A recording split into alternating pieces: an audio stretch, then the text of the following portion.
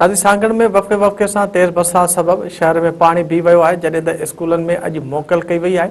वधीक तफ़सीलात सां telephone line ते मौजूद आहे मेहरान टीवी जो रिपोर्टर नादिर बुर्दी। जी नादिर, छा तफ़सील आहिनि?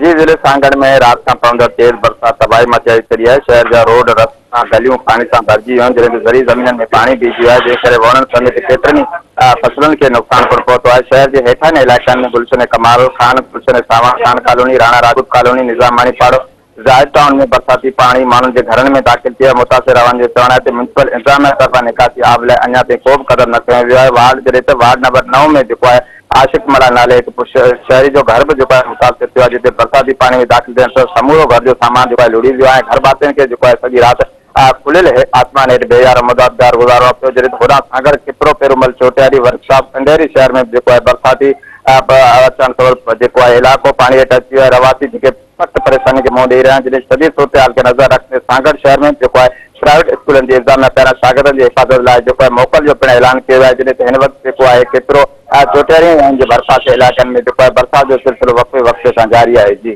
नादिर, अवां जी महिरबानी।